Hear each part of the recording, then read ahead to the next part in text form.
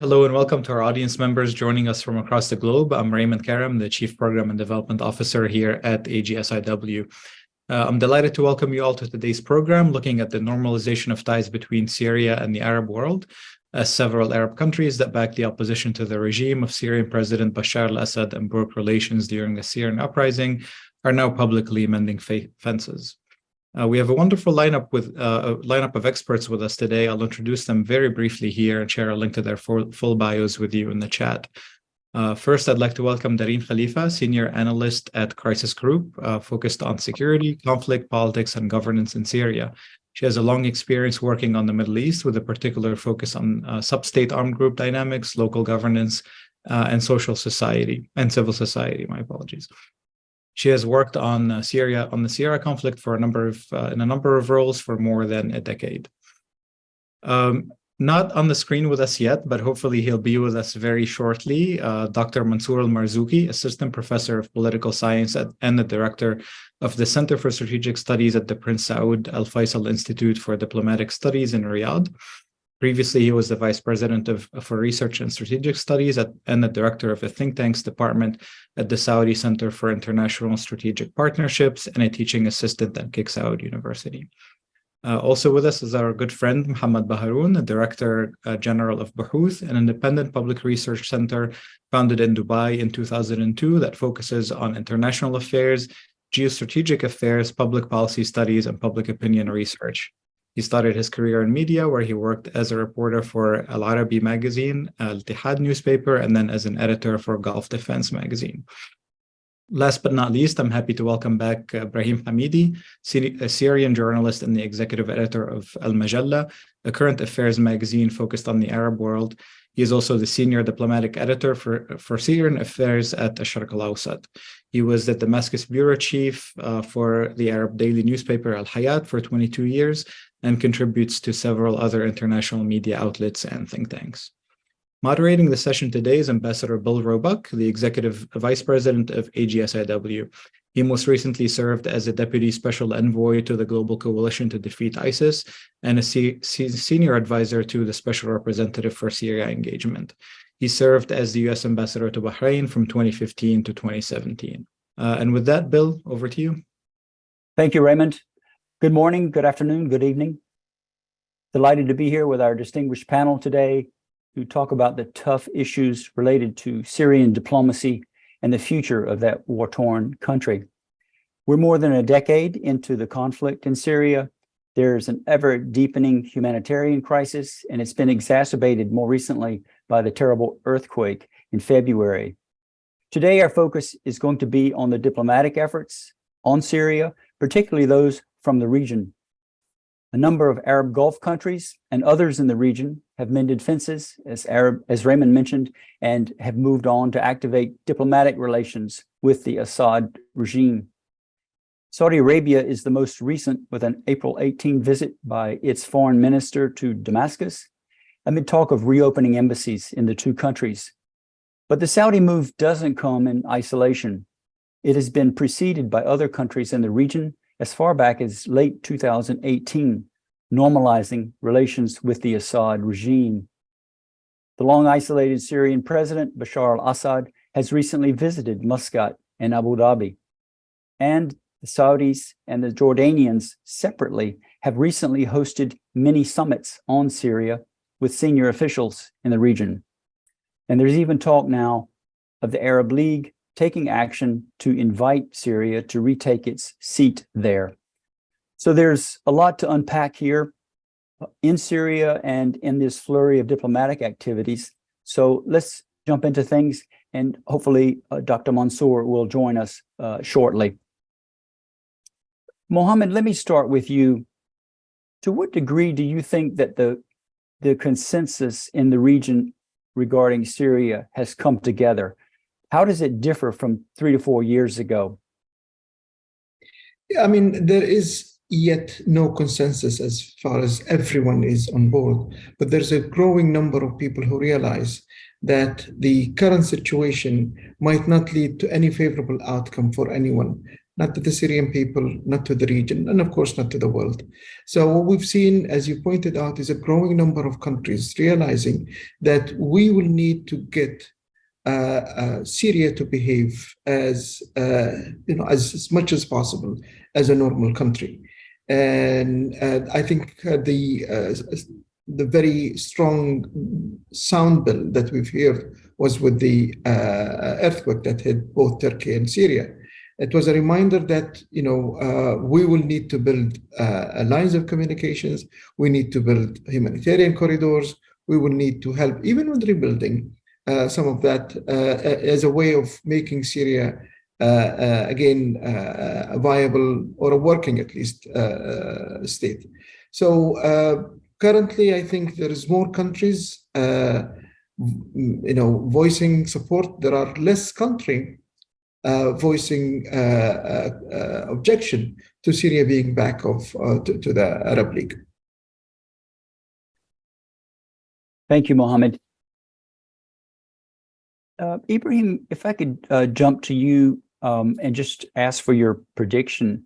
What do you think, and I may come back to you in a second and get a bit of background, but what do you think is likely to happen at the Arab League Summit, May 19, regarding Syria? Do you think Saudi Arabia will invite Syria? And what about opposition from other countries like Qatar? I think I agree. Thank you, dear friend William. Thank you, and good to see everyone. I think we can talk, as Mansour said. I think we can talk about the three schools of thoughts in the Arab world. One block of the Arab countries who are willing to normalize with the Syrian government, with the Syrian regime, with Assad, without any preconditions. And I'm sure we know which countries we are talking about. The second school of countries who are willing to normalize, but they are working and they are demanding some price that Assad has to pay. The third school, I think mainly led by Qatar, who are opposing Syria returning back to the Arab League. These three schools have been there for, more than a year. I agree with Mansour that now we are seeing more countries are joining the first block, like to accept Syria back to the Arab League. What we witnessed in the last few weeks, I think we witnessed two big meetings. One of them was in Jeddah, 6+3. The GCC plus Egypt, Jordan, and Iraq. They, in a way, they set the conditions, or at least they presented their vision for how they will deal with Syria. And then a few days ago, we saw another meeting in Amman between 5 countries. And the Syrian Foreign Minister was invited.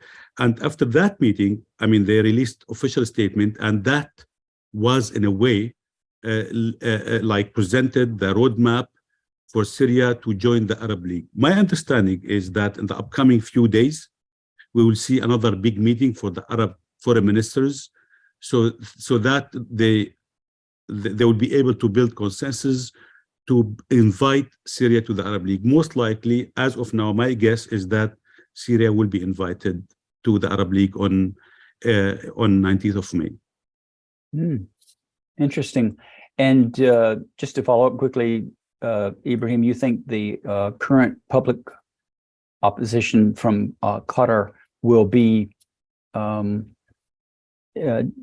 developed so that they arrive at consensus? After a Amman meeting, I'm sure we all noticed that the foreign ministers of Saudi Arabia, of Egypt, and Jordan made telephone calls with, I think they called Antony Blinken, the U.S. Secretary of State, and they called other Arab foreign ministers, I think Morocco, and I think they are working very hard to build that consensus to be reached in the Arab foreign ministers meeting. Dareen, let me follow up with you on this idea of the Arab League taking the next step. I would be interested in your assessment about what difference this will make. Is this just symbolic statecraft, or is there something more? And where are things likely to move in the near term afterwards? Thank you so much, Ambassador Roebuck, and thank you, everyone. It's really great to be here. Well, first of all, as my colleagues pointed out, it is not a done deal yet, right? So we don't know if this is happening in the near future or not. That said, if and when this happens, I think we need to keep three things in mind. One is that the Arab League is put undiplomatically an inconsequential organization. So an admission in and of itself is not necessarily going to impact the course of the war. It's not going to impact the future of Assad in any way or the other. Two is that the Arab states, including major Gulf players at this point, don't really have a lot of sway or influence over the war in Syria or over key actors in Syria. And that's been the case for many years now.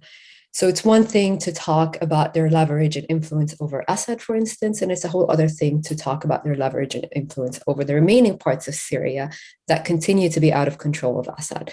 And if you look at the map of Syria today, you have 30% of the country out of control, out of Assad's control. You have 80% of its resources under the control of non-state armed groups. You have various shades of jihadist groups operating in northern Syria. You have over 10,000 Turkish troops spread across the country. We haven't even started talking about American and coalition troops in the northeast. So we are talking about limited influence and almost near non-existent influence over parts of Syria that Assad is not in control of.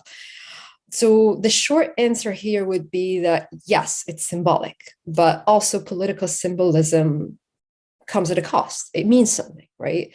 So while this normalization or restoration of ties with Assad might not achieve some of its intended consequences or objectives, and it might not change the course of the war, it will impact dozens of Syrians.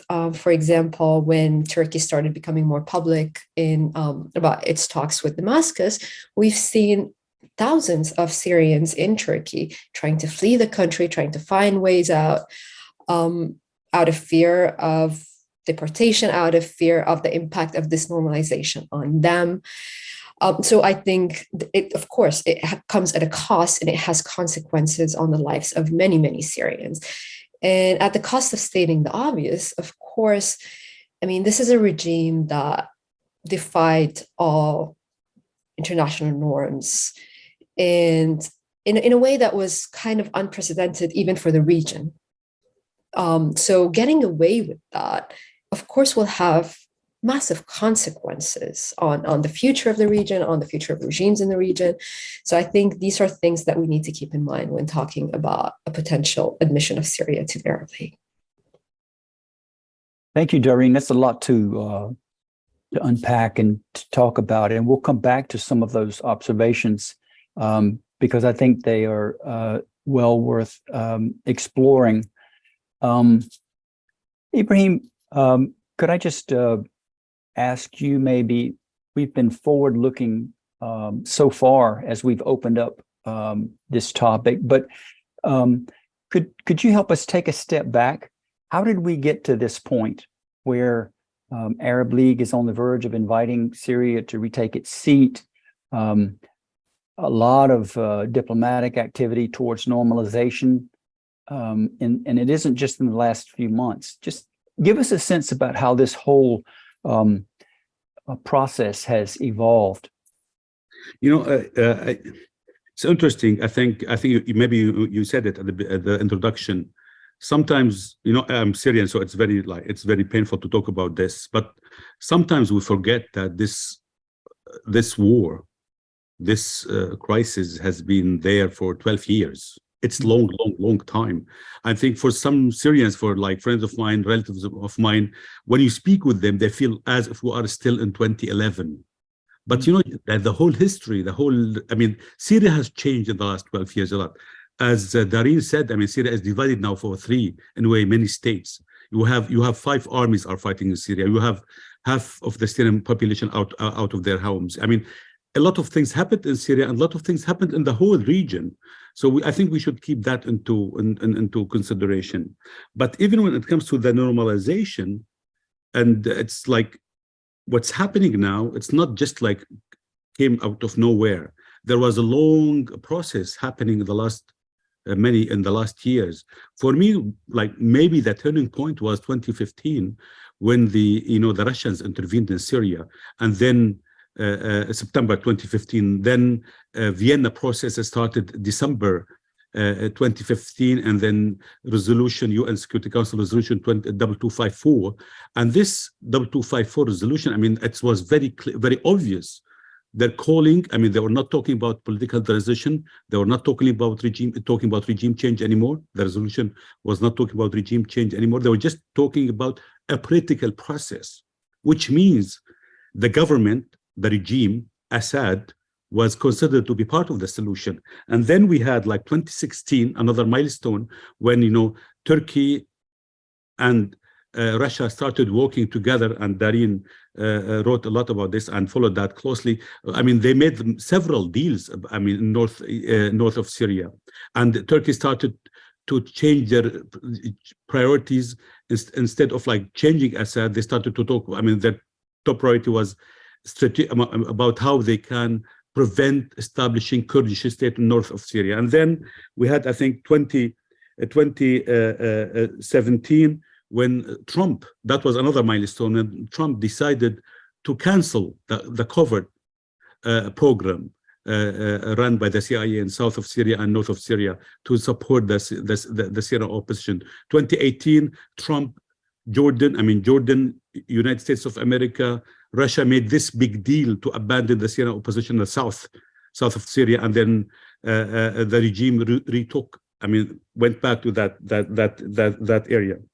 At that year, I think I would say, like, in terms of the Arab normalization, that was a crucial year, a very important year, because end of 2018, United Arab Emirates, Bahrain, and some Arab countries reopened their embassies in Damascus, and they started to reconnect at the security level, at diplomatic level, at political level with Damascus. And then we started to see a lot of meetings between the Syrian foreign minister and his counterparts in New York and in different occasions.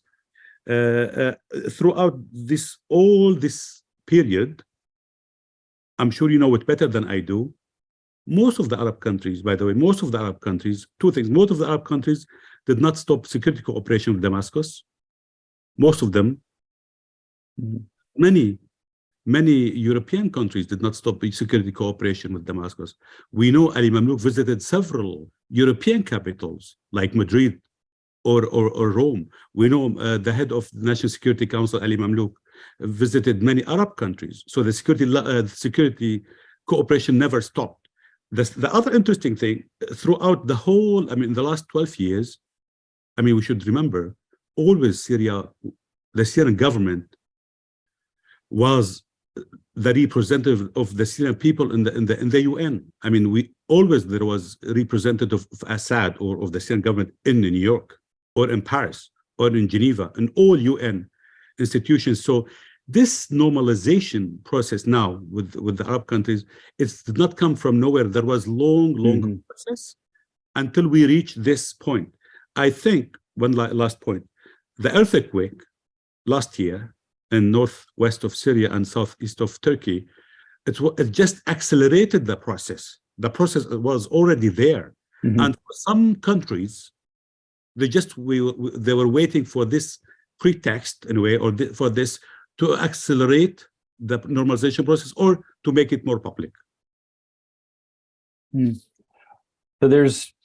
that's a really excellent lay down, Ibrahim, about how we, and on a very complicated situation that's difficult to summarize, but it's a very excellent lay down about key milestones and how we got to where we are today.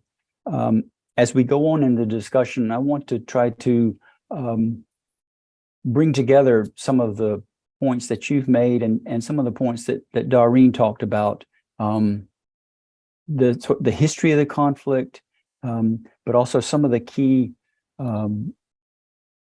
developments on the accountability side, and see where how they shape each other as we move forward.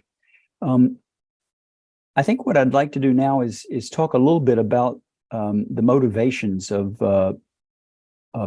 the Arab countries and the Gulf countries in particular that are involved in this diplomacy.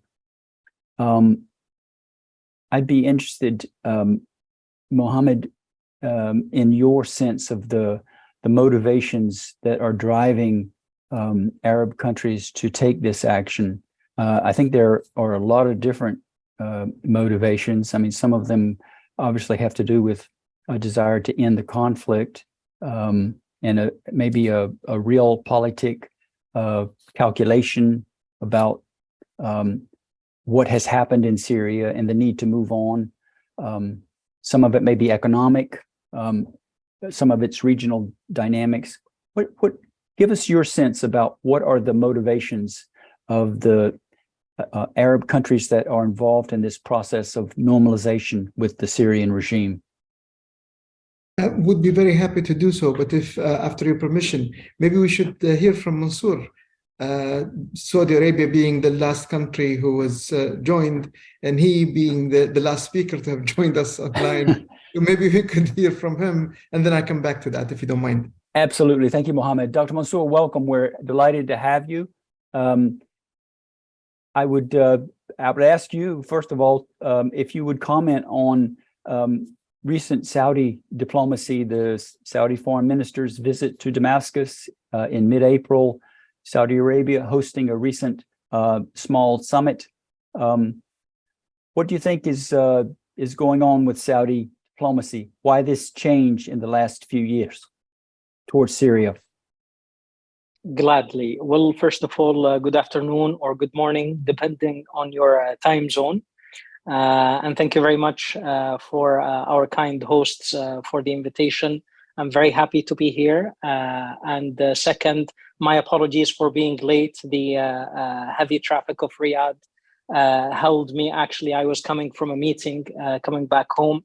And third, my sincere apologies. I wouldn't be able to finish the meeting with you. I explained to Raymond that I have a commitment to which I have to run afterwards. And fourth, thank you to my dear friend Mohammed. Happy to see you and happy to see new friends. I'm not an official. I do not represent any official point of view. I speak in my capacity as an academic. I think, first of all, a quick remark on terminology. I'm not sure that we are at the stage of the term normalization. A more adapted, suitable term, in my view, would be opening doors, opening channels.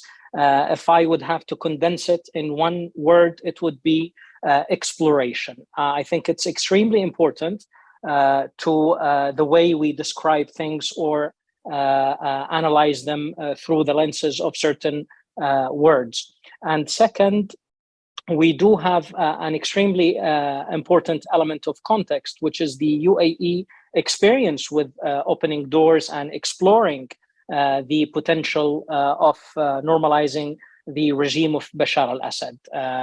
We didn't see a lot of results. A great opportunity was offered to the regime. It's not clear yet how Bashar al-Assad and his regime viewed that opportunity, that opening, that exploratory opportunity. And it is important to remember it when we talk about the second point, which is trust. I think it is an extremely important concern. Can we trust any commitment, any process coming from Damascus? In part, that's why the Saudi Arabian foreign minister went to meet with President Bashar al-Assad in order to confirm what Arabian Gulf countries heard from the Syrian Minister of Foreign Affairs. What motivations, if we accept the premises of exploration versus normalization, if we accept the premise of lack of trust and reliability of promises, then I think it makes sense to talk about quid pro quo, step-by-step approach. The Syrian regime will offer something, a small step will be taken in exchange. In that context, I think it's very unlikely that Bashar al-Assad will be personally present, perhaps some sort of representation of the regime rather than him personally being present. The other element that I think is of relevance is the list of concerns, the small steps that the convening Arab countries want to see taken by the Syrian regime. Number one, the drug smuggling. It is a major concern, not just to Jordan, but also to Saudi Arabia, as well as to the Arabian Gulf countries. Number two, the question of Syrian refugees. Although Saudi Arabia is hosting 800,000 Syrian residents, it doesn't have the same structural problems that Jordan suffers from. The strength of state institutions, the strength of the economy, and so on and so forth. It doesn't have an impact actually on the Saudi Arabian economy to open the economy to all Syrian residents, schools, public health services, etc., etc. That is not the case at all with Jordan. It's a major concern for the Jordanian security institutions. We have seen a long list of skirmishes between Jordanian military squadrons, as well as the police and the security apparatus, with other players, some of which actually are part of the Syrian regime. So this is a major concern for Jordan, for the Jordanian security establishment, the Jordanian economy. So the point number two, after drugs, is the question of Syrian refugees. Exploring the potential of them returning to Syria without prosecution, without confiscation of their properties. I think these are elements of exploration with the regime. It is extremely important to remember it's a step-by-step approach. It's a quid pro quo approach.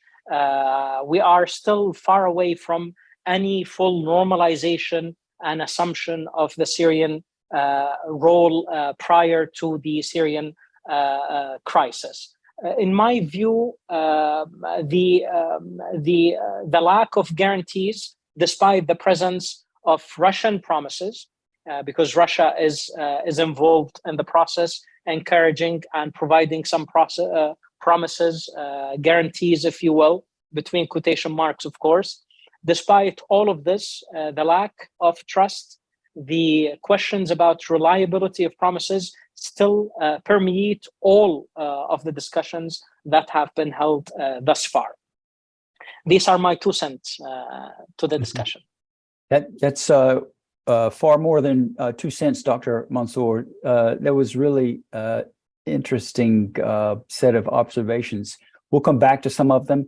In fact, Mohammed, I would invite you to respond to, if you wish, to Dr. Mansour's, any of Dr. Mansour's comments that you would choose to do so, and also speak a little bit about motivations as you see them of the Arab countries that are going down this road. I think the motivation is, at least for most of us here in the region, is very clear. This is not about giving kudos to Bashar al-Assad. This is not either a medal or a trophy. It's about regaining the statehood of Syria. And I think I agree with you and Dareen talking about the symbolism of the Arab League. But underneath that symbolism, there are a few practical issues. Practical issues is that whether it is Bashar al-Assad or a representative comes in, he will come in with other ministers. So neighbors, countries in the region can talk to him about issues that they require. I mean, Dr. Mansour talked about the issues, and one of the issues is drugs, and it's the Captagon trade. And to us, this is very important. You cannot deal with it without a state, without customs, without a Ministry of Interior, without policies, without lines of communications. If Syria is outside of that communication, then it's very difficult to address it. So for us, regaining the statehood of Syria is very important. And I think that is the driving motivation. There will be a lot of, I think Dr. Mansour mentioned that this concept of confidence building or trust building. And I think what we've seen coming out of that meeting is precisely that, areas where the Syrian government can prove that it can behave as, as a normal state, as a responsible state towards others. Jordan has been subjected to pressure because of using Jordan to, traffic Captagon. It has threatened its trade with its neighbor, including Saudi Arabia and others. And I think that is very difficult for Jordanians and cannot be addressed only by either threatening or wishing. And again, Ibrahim was, as you mentioned, gave us a very good breakdown of how this has evolved over the past 12 years.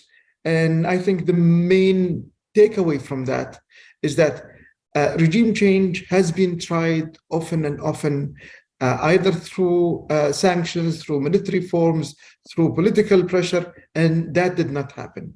So I think we're about to change the strategy of medication here. And I think that is the strategy. Now, I would add at least one more issue, which is there is now not only a consensus within the Arab world, there is also consensus between Turkey and Iran, who are other non-Arab countries who are involved in Syria. So there is far more than just a consensus within the Arab League on solving this issue diplomatically. And I think that is something we need to see more of, particularly from the US and Europe. This is a new prescription. We don't know whether it's going to work or not, frankly. But I think there is ways of trying to test whether that is going to work or not. Thank you, Mohammed. Ibrahim, I would welcome your assessment of motivations of the parties, also the Saudis and others. Do you think, for example, I mean, there are a number of motivations one could point to. Did relations with Iran or influence of Iran, possible influence in the future of Iran and Syria, are these also motivations that explain some of the actions of parties? Yeah, if I may, I will come back to this, but just to follow up on what Mansour or Mohammed, my dear colleague, said, because I have it, because they mentioned this step-for-step approach, step-for-step approach. Yeah, I have like that timetable, like the paper or the non-paper with very detailed step approach. It's been designed by some Arab countries, very detailed ones. I mean, there are a lot of steps are expected to be implemented or taken by Assad. I mean, yes, related to the drugs, to refugees, to IDPs, to terrorism, to properties, and in return, a lot of incentives and carrots being offered by the Arab countries and maybe the Western countries, and related to the sanctions and legitimacy, diplomatic ties, and what have you. This paper has been circulated and discussed among Arab countries at the highest level, and even been discussed, by the way, with at least the Americans were briefed about it, and the Russians were briefed about it. There were two approaches how we move forward on this. Some countries said, okay, look, let's ask the regime to implement some steps, like in 4 to 6 months, and then we start rewarding the regime. There was another approach, which is why don't we do it the other way around, which is to start offering some carrots to the regime, hoping the regime will deliver. When it comes to the Captagon, for example, we all know that it is a huge problem for everyone. It is a problem for the Jordan neighboring countries of Syria, for many Gulf states, even for Egypt, for European countries. some countries were saying before that we are not going to talk to Assad before they start cracking down on this. Now it seems, at least my understanding, seems now the new approach is, let's work with the regime. Let's work, as Mohammed said, let's try to strengthen the state, the security agencies, to give some incentives, then hoping that the regime will crack down on the capital. I think this is very interesting. Yes, there is acceptance, there is recognition of the importance of this step-for-step approach, but now there is new approach. How you deal with this approach? When it comes to to your question, I wrote an also that like 2 days ago. I mean, you know, in the last week, or 2 weeks, there were 3 top meetings related to Syria. You have the Arab track, Jeddah, then Amman meeting, and then you had the 4-way normalization process, Iran, Turkey, Syria, Russia. The deputy foreign ministers met 10 days ago, 2 weeks ago in Moscow, and then they're going to meet again on 10th of May in Moscow, the foreign ministers. And then the Iranian foreign minister, the Iranian president is coming. I mean, he is still in Syria now, the first visit in 12, 13 years. My understanding is that, yes, Syria is broken, Syria is divided, Syria is suffering, but my understanding is like, in a way, in terms of geopolitics, forget about the Syrians, it's pity. In terms of geopolitics, we are back to the 60s and 50s. There is very clear, as Patrick said, there is very clear struggle for Syria. Like the Arabs, the Turks, and the Iranians are struggling. Who's going to control or to have more influence in this broken, divided Syria? Who's going to own it? Who's going to have because geopolitically, for geopolitics, Syria is very important. You cannot ignore it. So it's very clear for me that now there's this struggle. It's all about geopolitics. It's unfortunate. It's not about what the Syrian people want or need. Thank you, Ibrahim. Dareen, if I could follow up just on what some of the other panelists have been talking about, what is your sense of this step-for-step approach that others have described here, and the use of carrots and sticks, and how you arrange incentives or holding off on incentives until there's action? What's your take on this, and how it folds into some of the issues that you raised earlier? That's a very big question. It's something that a lot of us who have been working on Syria for many years have been contemplating since the beginning of the war. What approach should be taken in dealing with Damascus, and what steps should we put forward, and what quid pro quo would actually make sense? I don't think anyone has the answer to that, mostly because Damascus has shown no willingness to budge on anything, right? They've shown no willingness to budge when they were on the verge of, or they seemed on the verge of losing the war pre-Russian intervention in 2015, and they're less likely to do so now, when they think that they are going to restore their relations with everyone for free, right? Because we can talk at length about what Arab countries or what the U.S. wants of Damascus, but it's also important to keep in mind remain conscious of what is it that Damascus actually wants, right? And what they want is pretty simple. If you look at their interpretation of the Saudi meeting and the Amman meeting, and how they flagged it domestically in their media, is they really emphasize the point about restoration of control over all parts of Syria. And that's all good and well if there is a political way forward to do that. But if we've learned anything in the last decade, is that there really isn't a way forward diplomatically. The only way for Damascus to regain its control with the current circumstances in Syria is going to be militarily. And that will result in more conflict. It will result in more displacement. It will have the negative geopolitical ramifications that Ibrahim pointed to. So the gap between what Damascus wants and what the world expects of it remains very high.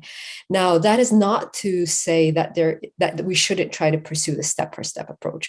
And I continue to say we need to explore all diplomatic avenues, including the ones that have failed in the past, because we don't really have any other alternative than to continue to do so, right? So I completely support the UN Special Envoy's approach in trying to explore these things. But again, remain vigilant to the fact that probably Damascus might be unwilling to budge on anything or continue to refuse to compromise on any of these things. Now, in a hypothetical scenario in which there is increased willingness from Damascus to engage diplomatically, what steps should be put forward? I would de-emphasize the Constitutional Committee as not an important aspect. I've been saying this for a while. This is an ask that at best is going to result in an inconsequential, ineffective constitution that will never be implemented, and instead put forward things that actually touch upon the lives of the millions of Syrians living under regime control. We can start talking about political detainees. We can talk about drug trafficking. We can talk about lots of things that actually impact lives of Syrians. And again, while I remain pessimistic about the regime's willingness to engage on this stuff, I don't see a way forward other than continuing to explore and continuing to offer carrots. Now, I'm going to, I know this is like off topic a little bit, but again, I was just going to say that let us not forget that Syria is not fully under the control of Damascus. There are other actors, other key actors in Syria today. So while I advocate for this approach with Damascus, I also advocate for the same approach with the other actors in Syria, right? It's important to set clear benchmarks and clear asks from all the key actors in Syria today, whether it's the state or non-state armed groups, and see who's going to actually respond to that, who's going to bite on these initiatives, and reward that. So if, for instance, the international community puts forward or regional actors put forward some demands about fighting terrorism, for instance, and the regime shows willingness, then great. If the regime doesn't and other actors do, then these actors should also be met by some carrots. And again, this is an approach that might go against what Mohammed was describing in terms of the overemphasis on the statehood, on the nation state. And I understand that it's difficult for a lot of actors to engage with non-state armed groups, but this is the reality. This is the byproduct of 12 years of war, that we're going to have to deal with non-state armed groups. We're going to have to deal with problematic actors. And the same way a lot of us today are saying, let's be realistic. Assad is not going anywhere. We have to deal with him. We also have to be realistic and understand that some of these actors are not going anywhere either. And we have to deal with them as well. So this, again, I advocate this approach with everyone, not just with Damascus. I'm going to move the conversation forward. Thank you, Dareen. But before I do, I want to give the panel, anyone who would like to respond to Dareen's observations with a short answer. Any of you who would like to say anything about what she just said about the need to engage not just with the Syrian state, but with other actors with control and influence inside Syria? Interesting point. Just a couple of elements of context. Number one, when you look at the political culture of Saudi Arabian elites, you would see a huge influence of the Iraqi experience where state institutions disintegrated. And if you look carefully at Saudi Arabian position statements throughout the crisis, they have always separated the question of whether to stay or to leave of the circle of Bashar al-Assad from state institutions. There has been a systematic emphasis on maintaining the stability of state institutions of Syria. And this is for a long list of reasons, chief among which was the nightmare of the Iraqi experience when the U.S. dissolved state institutions, and you know the rest of the story. This is number one. Number two, the state is involved. There are numerous reports that the state, under the control of Bashar al-Assad, be it big or small, is involved in the traffic of drugs and some of the security problems on the borders of Jordan. Therefore, talking to it, of course, Bashar al-Assad does not control all of Syria, but the parts that he controls and his own circle has a direct impact on the question of drugs and security problems with Jordan. Number two, it's Syria. Of course, it's extremely important in terms of geostrategy, geopolitics, but as we speak, Syria is a liability. You would have to invest a lot of resources for the upcoming perhaps decade or two until you start seeing some of the returns. And lastly, of course, there are Russia, Turkey, Iran, who have actually boots on the ground, have concrete material influence on the ground. But let's not forget that the chief concern of Bashar al-Assad and his regime at the outset of the crisis was regime survival. Right now that the survival is out of, let's say, out of the wood, metaphorically speaking, the main concern is to get whatever they can from these actors. Of course, it's impossible to, in terms of material calculations, to force Russia or Turkey or Iran out, but there is a fatigue, at least with Iran and Turkey, and Russia can play a positive role in limiting and putting a frame over the presence of Iran or Turkey. Whether realistic or not, but there are signals that these are the wishes of the regime of Bashar al-Assad. If you allow me, Ambassador, in 5 minutes I must run, but I didn't want to interrupt later on. Thank you, Dr. Mansour. Dr. Mansour, since you have to leave, I would just ask you if you have any final observations you'd like to make. Nothing much to add to what has been said, but I think we have to stay away from TV channels for a while because they overinflate what is going on. I think that we are far away from full normalization. I think we are far away from, even for technical legal reasons, the return of the regime of Bashar al-Assad to the seat in the Arab League has actually a long list of steps, technical, even if the political will is there. So I would put emphasis on being a little bit more cautious when it comes to the term normalization. And again, thank you very much for the kind invitation. Thank you, Dr. Mansour. If I could, yeah, please, Ibrahim. Yeah, very quickly, just take your time. I agree with Dareen, what Dareen said. I mean, it's 100%. That sometimes we forget that actually the regime is not the only player. I mean, 30%, as Dareen said, is out of the regime control. 80 to 90% of the Syrian natural resources out of the regime control. But it seems to me that this, what I'm hearing, is actually this is one of the reasons why some Arab countries are normalizing with the regime. Some Arab countries, for geopolitical reasons, they are normalizing with the regime to make the regime/state stronger, to redefine relations with Iran and to try to put a stop for the Turkish influence in north of Syria. Thank you, Ibrahim.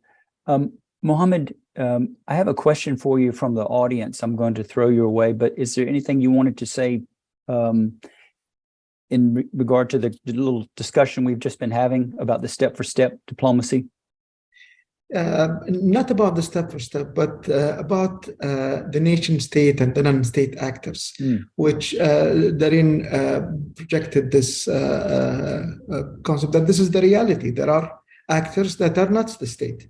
And that's, of course, the fact.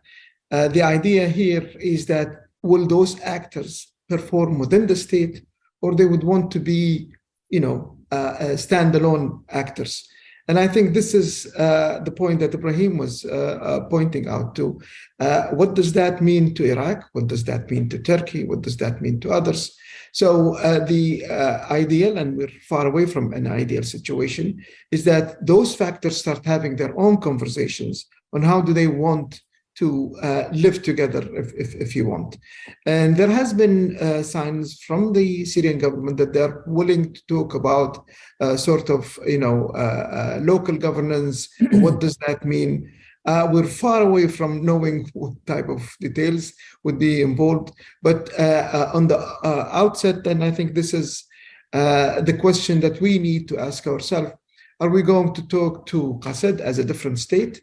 And we will give them different carrot from the carrot that we will give the Syrian government, or is it different? But I'm for one engagement with everyone, but also engagement for a purpose, and that purpose is there will be a state, and they will all contribute to it. Thank you, Mohammed. A question from our audience that I'll direct your way. Others, to you, Dr. Mansour. Thank you. Others can respond. Here's the question, and it's really talking about broader diplomatic impact. If Syria returns as a full member of the Arab League, will the influence of Iran, China, and Russia in the region change, or how will that impact the influence of those countries, Russia, China, and Iran? What will Iran, Russia, and Iran do after Syria is in the Arab League?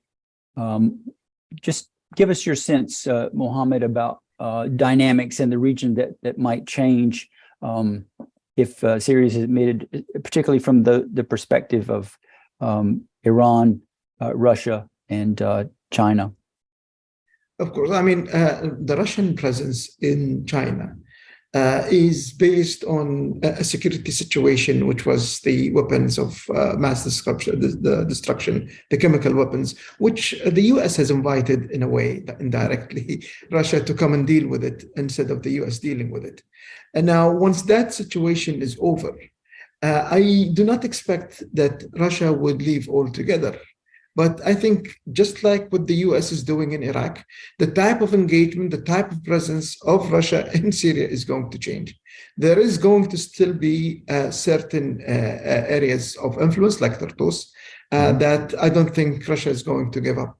But also the type of presence is going to change. As far as Iran, this idea of bringing Syria into the Arab fold means kicking Iran outside. I don't think this is a practical way of looking at it. But what we need to look is that there is an entire deconfliction mode in the whole region that involves also Iran. And I think part of what the understanding is, how do we engage with each other in those areas, be it in Iraq, be it in Syria, or be it in Yemen, I think will be part of that discussion. Maybe Iraq is a good sign for how things could develop, because it used to be something similar to Syria, not exactly similar, but something similar when it comes to Iran. And I think that is what will happen. As far as China is involved, I don't see any real involvement of China in Syria at this point. However, having said that, China have always believed in connectivity. Syria is going to be important if China is going to be involved, let's say, in infrastructure projects in Iraq or in Jordan, then there might be a good chance that they would want to be involved. However, should the U.S. look at Syria from that lens or not? Should the world look at it from that lens or not? I think this is the question we will need. If they are going to be in Syria, either Russia, Iran, or China, what are they going to do? And to what extent is that going to have an impact, negative or positive, on the Syrian people, on the regional security? I think that's what we will need. But I am not in favor of this concept of the friends and foes, the two teams the home team and the away team, and putting all of Iran, Russia, and China in one block. And if they're in here, that's an integration. I think that would complicate things rather than help them. Thank you, Mohammed. Dareen, I have a question for you about the impact of normalization on ordinary Syrians. But before I shift to that direction, Ibrahim, I just wanted to give you a chance if you have anything to say about taking, and I take on board Mohammed's caution about dividing camps up into rival camps on this issue. But what's your assessment of Iran, their motivations, their influence in Syria, how Arab countries are responding to that? Bill, I always try to take the journalistic approach, which is based on like a bit of fresh information. As I said, the Iranian president is in Syria. He met with Assad yesterday. He's still in Syria. But, my understanding is that it's interesting, really. It's amazing, fascinating. In the last few weeks, the Iranian president tried to come to Syria 3 times. And then the visit was canceled. And then until they were able to organize it like yesterday. It was the first time. What my understanding is that the Iranian approach is that, okay, we helped you to survive. We paid a lot of money. We sent militias. We sent our army. So you survived this war. And now we in a way, we need concessions. We need sovereign concessions in terms of like we have to have state-to-state relations in terms of military bases like Russia. We need to have a port. We need to have airport. And they asked for several, I was briefed about it. They were asked about many like sovereign concessions. It's interesting, the Syrians refused. I know it's a bit weird. They refused to give this kind of concessions. And it seems that for me, like they are at the stage. I'm not saying that the strategic relations with Iran will be changed. I'm not assuming that at all. Definitely the strategic relations will remain there. Assad relation with the Iranians will remain there. But my sense is that the Syrians now in this mode of redefine the relations with Iran, and like to try to make it more like soft relations instead of having like this full Iranian presence in like within the regime. My guess is that is like the Syrian regime feel that they are a bit now because there is normalization with the Arab countries. They feel that they are in better position to try to redefine the relation with Iran. Dareen, I want to ask you about the impact of normalization on ordinary Syrians and your assessment of it, and I'll get to that question in a second. But I wonder if you had anything you wanted to say to respond to Ibrahim's comments about Iran or the broader observations of Mohammed about the regional picture. All right, so let me start first with the question about how it will impact ordinary Syrians, and then I'll get back to the Iran question, if that's okay with you. Please. So in terms of like, if we start thinking about like how this would impact Syrians living in Syria today, I think, if there would be some spending from some Arab countries, then that is great, right? But we have to bear in mind that that is always going to be a few number of people on the margins, right? Given how the Syrian regime operates, given their control over aids and over support coming into communities under their control. What is a constant, though, is the fact that, as I mentioned before, it's highly unlikely that there's going to be any change in the regime's behavior, right? This will have consequences because it will impact the sanctions regime, right? It's highly unlikely to see sanctions relief, especially Western American or European sanctions imposed on the regime. that, of course, will have massive consequences on investing in the country long term, on possibilities for reconstruction or possibilities for really doubling down on the financial support coming into government-controlled areas. That both these things will have direct impact on the return of refugees, right? So I think any thinking about significant return of refugees at this point is wishful thinking from those who are pursuing it. There isn't going, if the regime is not willing to change its behavior, if there is no reconstruction, if there isn't a reverse of the sanctions regime currently imposed, then it's highly unlikely to see a significant number of Syrians returning to Syria in the near future. So all of that said, I think what is likely to happen is what is already going on is that it's going to be a free-for-all. Everyone's pursuing their own interests, right? The Israelis are doing their thing. There's an uptick of Israeli attacks on Iranian assets in Syria. It's becoming more systematic, becoming more public. It's also a free-for-all for other actors in Syria. I was in northwestern Syria a month ago, and some of the actors there were talking like very openly about them violating the ceasefire and an uptick in attacks against regime forces. And when I asked them why that is, they said they're signaling against normalization with Assad. They're signaling that they can be spoilers as well. So I assume that we're going to be seeing more and more of various actors like being spoilers, but just doing their thing. Because it has become a free-for-all rather than a more coordinated diplomatic effort to pursue joint interests. Now, very briefly on the Iranian question, as one Arab diplomat put it when I asked about the reason for their reservations on admitting Syria to the Arab League, the answer was, do we want to give Iran another seat in the Arab League? And I think that's how some actors see it, is that it will not reduce Iranian influence. On the contrary, it will give Iran one more seat in the Arab League. It will be an acknowledgement of Iranian presence and influence in one additional Arab country. And I mean, if you look at Lebanon, if you look at Iraq, I think that theory holds. And again, thinking about reducing Iranian influence, or Turkish influence for that matter, by engaging some Arab countries with Damascus, I think is wishful thinking at best. These are countries that have strategic interests in Syria.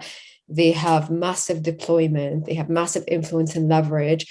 In case of Turkey, of course, they share a massive border. So I don't think any Arab country is positioned well enough in order to either counter or balance the influence of these two countries in the near future.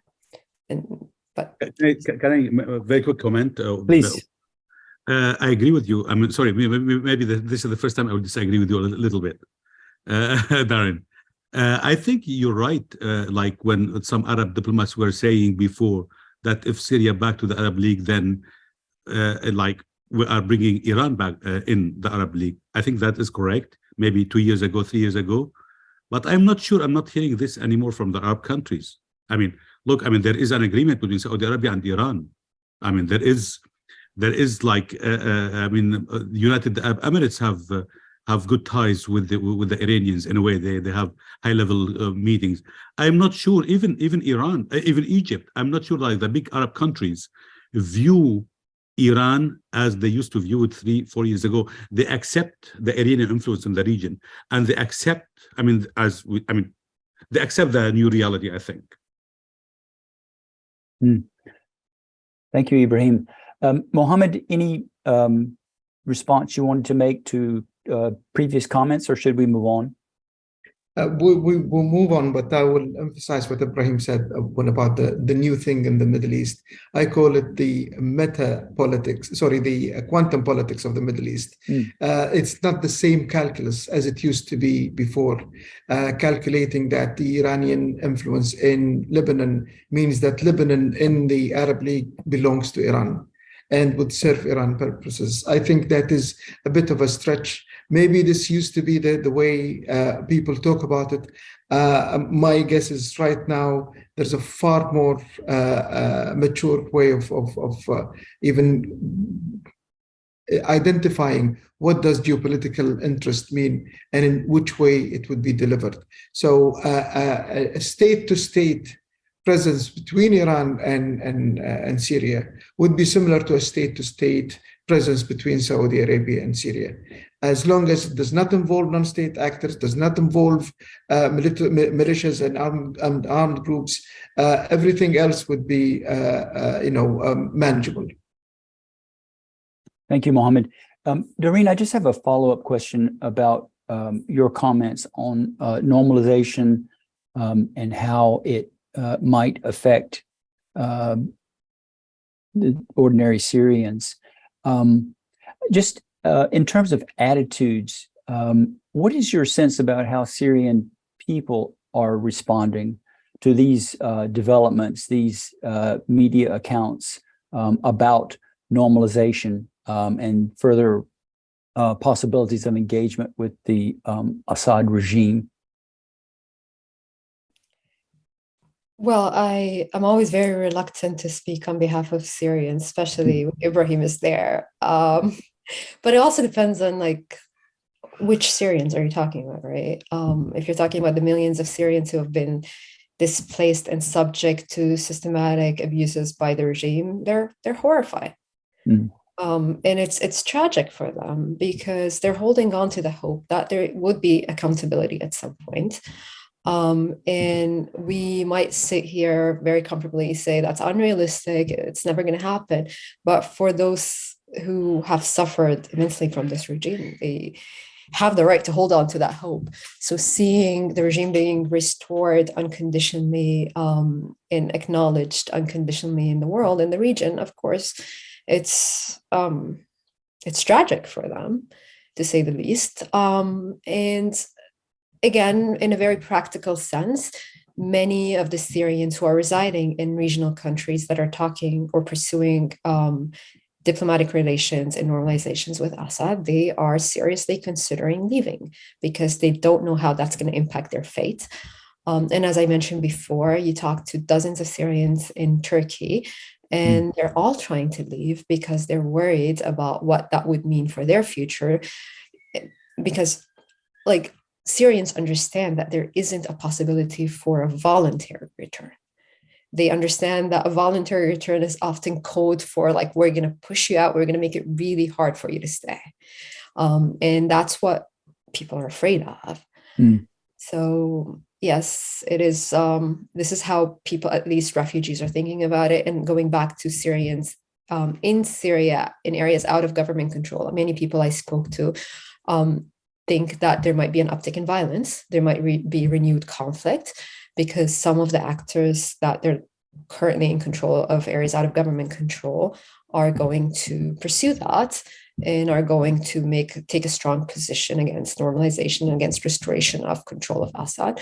And that would mean a new cycle of violence and renewed conflict in the north. Thank you, Dareen. Ibrahim, anything you want to add about, and I always recognize that it's difficult to speak on and represent people's views writ large, but to the best of your ability and our ability to try to at least capture those views, any sense about how ordinary Syrians are responding to these moves towards normalization? Dareen, you are a great and objective analyst, but we consider you that you are Syrian, that most of Syrians really. You represented and you expressed how the Syrians, most of the Syrian people feel. Yeah, I agree with Dareen. I mean, it depends on whom are you talking about. I mean, I will give you my personal account. I mean, if my family, my nuclear family who live as refugees in Geneva hear what I'm saying about normalization, I mean, they will not be very happy. And actually, they want me to be very objective and like to talk about Arab normalization. I mean, it's interesting that for me, what is interesting, to be honest, in spite of the Arab normalization, many people in the regime-held areas are still thinking to leave the country. That's for me very interesting. I mean, of course, we know what the people in opposition or in Idlib will think, or what the people in SDF-held areas will think. But the people, even in today in Damascus, I got 2 telephone calls from people saying, "Look, do you have any opportunity that we can move to London? We want to leave." I told them why. They said, "Look, we are tired. We are just tired, and we don't see that even this normalization will be translated to improve our economic situation." This will bring me to the second point. I think, there is a huge difference between readmitting Syria in the Arab League and lifting the sanctions. And I think that's, for some people, that is not very clear. I mean, there are some Arab countries, they normalized with the regime, with Damascus, with the government for almost 4 or 5 years, but that did not help to improve the conditions of the Syrians. So I think as long as the sanctions are there, as long as Caesar Act is there, I think there will be a limit for the Arab normalization, even if Syria back to the Arab League, and most of the Syrians in the regime-held area will try to flee the country. Thank you, Ibrahim. You've raised an interesting point about the impact of sanctions, which also opens the door, so to speak, to talk a little bit about U.S. policy and the policy of some of the other countries in Europe and others who have opposed normalization.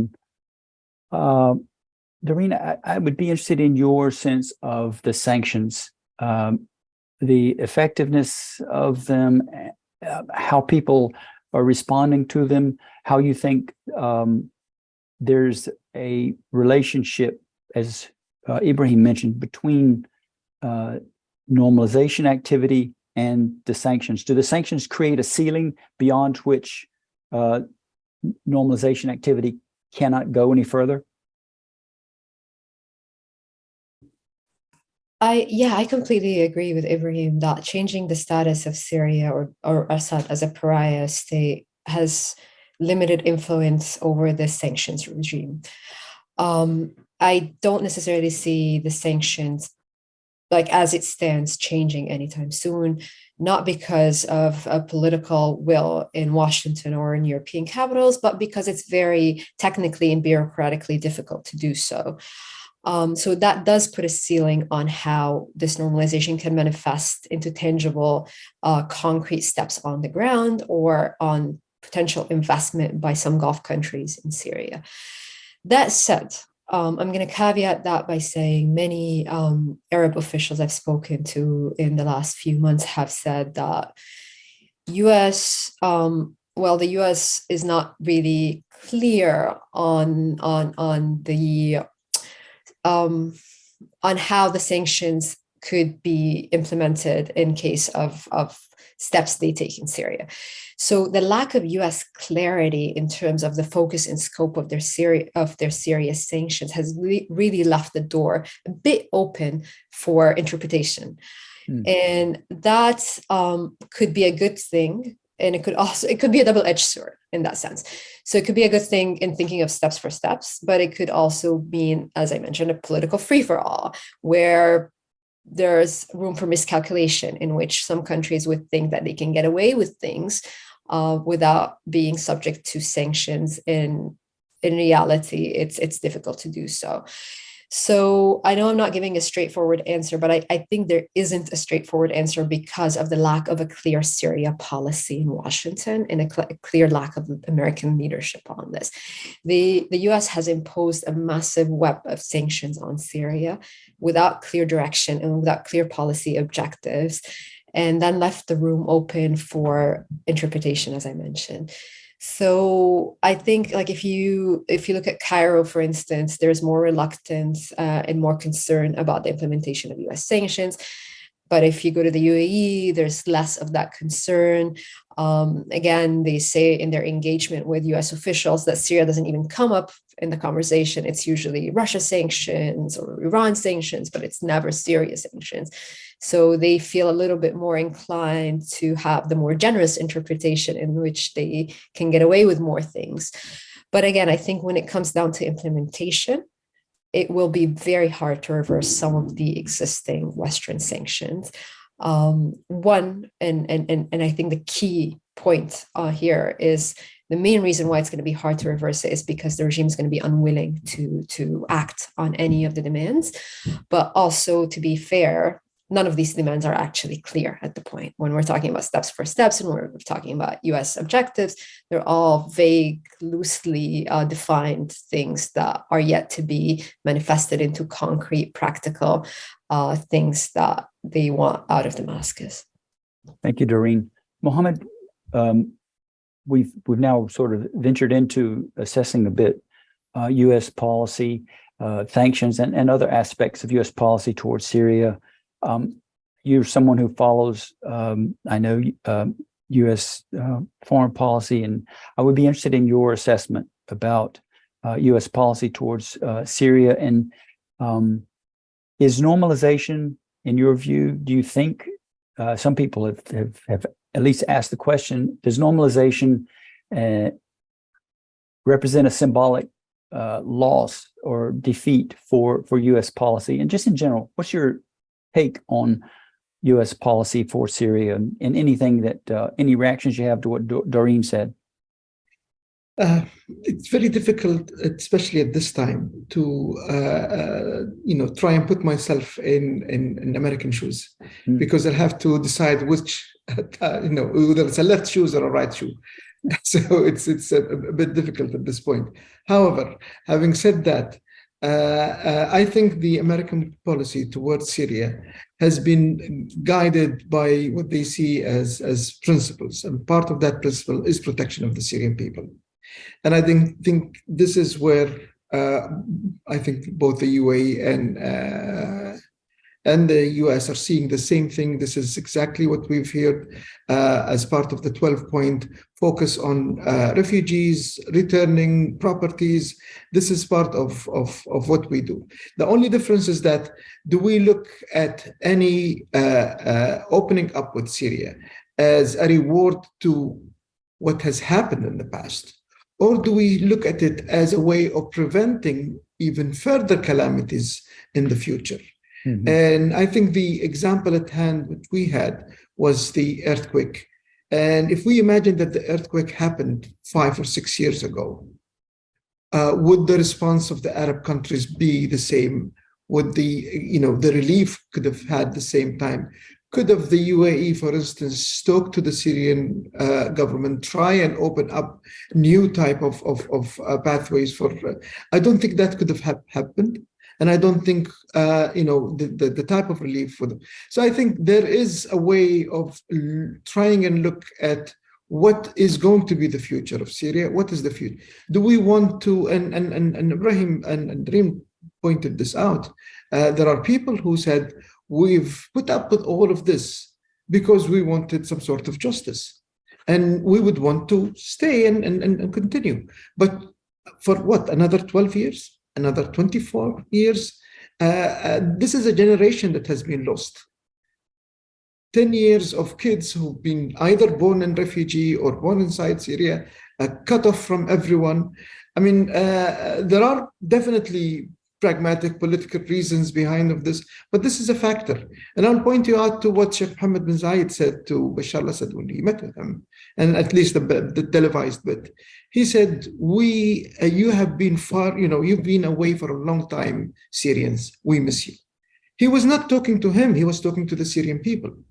Syrian people is at the heart of the way the UAE is talking to Syria, and it is said quite clearly, we want a relief and a good living for the Syrian people. Now, to achieve this, there is a lot of things that has to happen. Now, we might not go up to the, as Dareen pointed out, the constitutional reform at this point, but between this and that, there are so many things that can be done. One of them is opening up ways for Syrian people to move, investors to come in. Now, the US would have to decide at some point, what is the benefit of maintaining that policy of, of sanctioning, maintaining Syria and the Syrian regime as a pariah? And what is the policy? What is the benefit of seeing how that opening up could change the behavior? I would only add one thing, is that we talk about the Syrian government as if it did not learn anything from the past 12 years.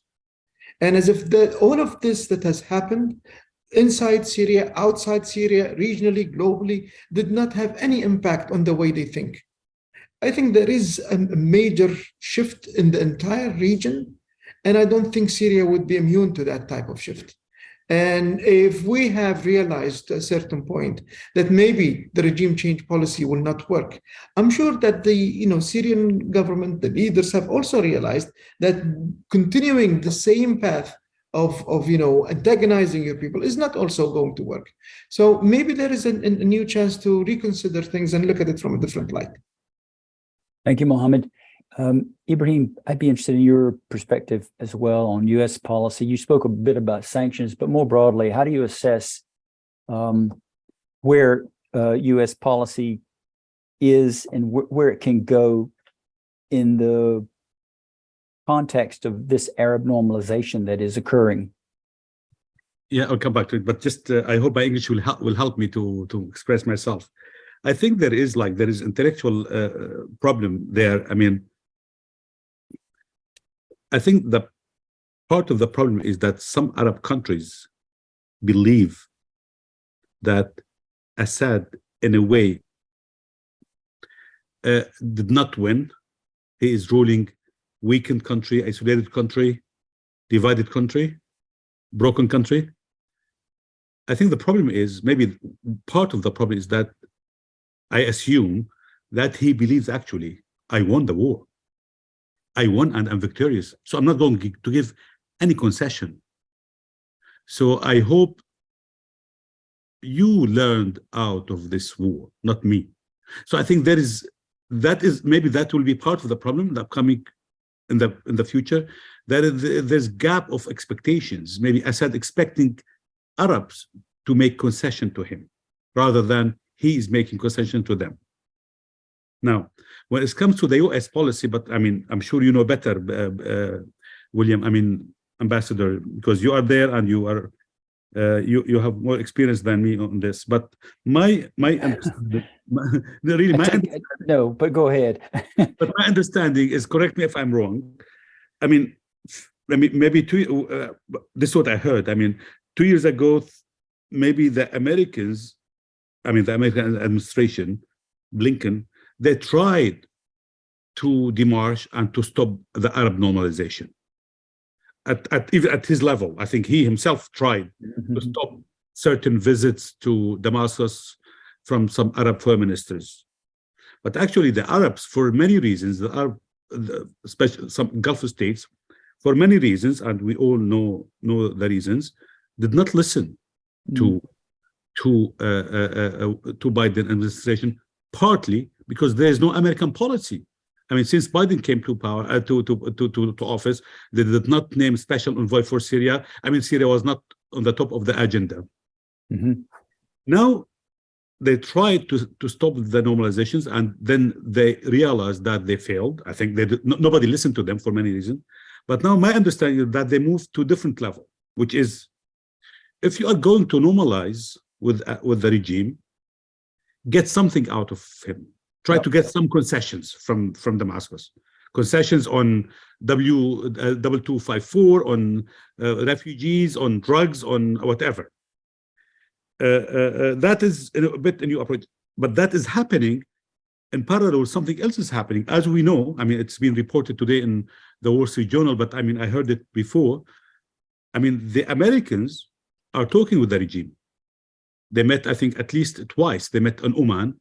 Representative of Assad met with U.S. envoys in Oman, and we know that it's not the first time, but at least for the regime, that is significant. Now, not just the Arabs, even the Americans now are talking to me.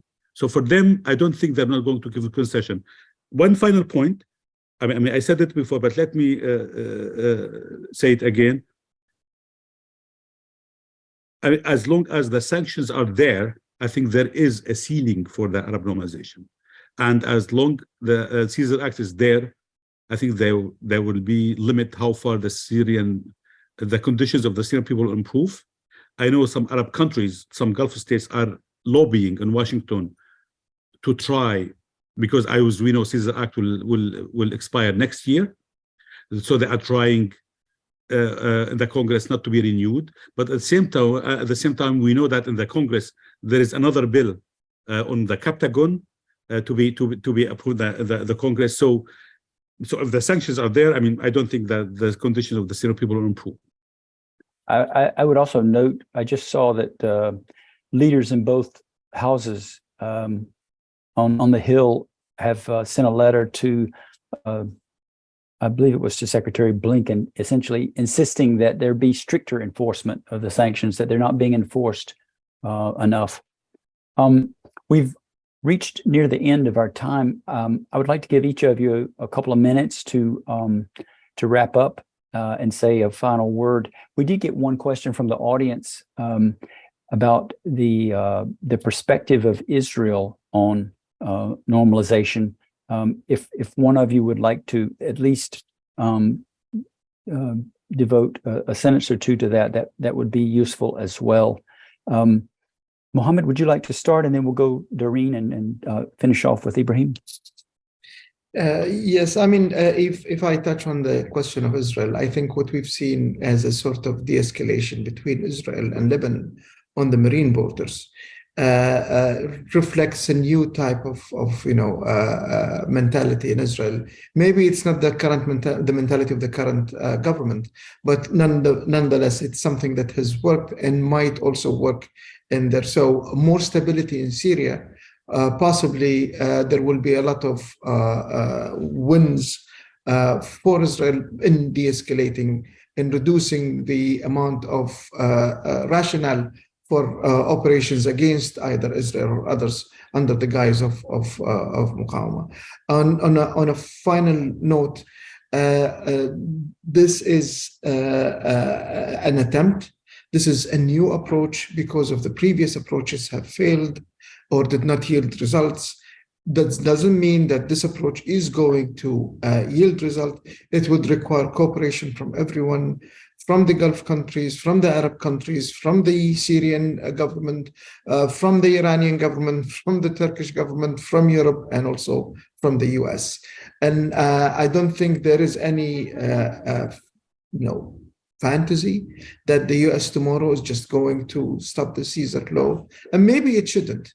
But I think the US should be looking at whether that could be used as a way of, controlling, incentivizing a good deed, if there is a good deed or not, redirecting it. And I also think and hope that the level of engagement of the US in Syria would also evolve. And it's not only through sanctions and military involvement, there will also be a diplomatic leg. And I think what Ibrahim just mentioned is an indication that there is far more than what meets the eye when it comes to how the US do business in the region. Thank you, Mohammed. Dareen? Just very brief remarks. Some prescriptions for Arab countries. I think it's important to manage expectations. It's important to bear in mind that admission to the Arab League, restoration of diplomatic ties, normalization, whatever you want to call it, is not necessarily going to change the course of the war. It might not achieve some or any of the stated objectives of its pursuers.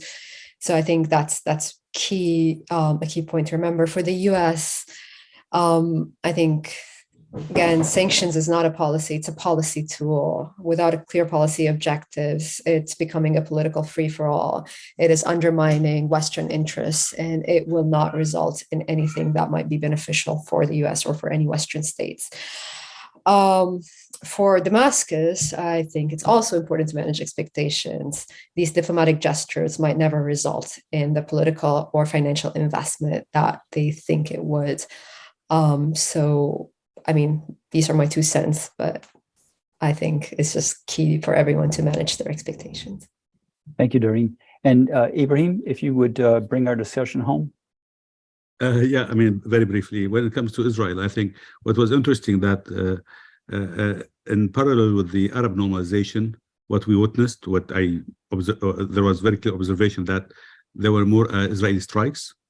The Israelis even attacked Syria even more than before, in Damascus and in Aleppo and other parts of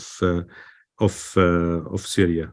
That was interesting to me. I don't know if that was a message that the Israelis were not very happy with the Arab normalization, or that was another push to prevent Iran from having military stronghold in Syria.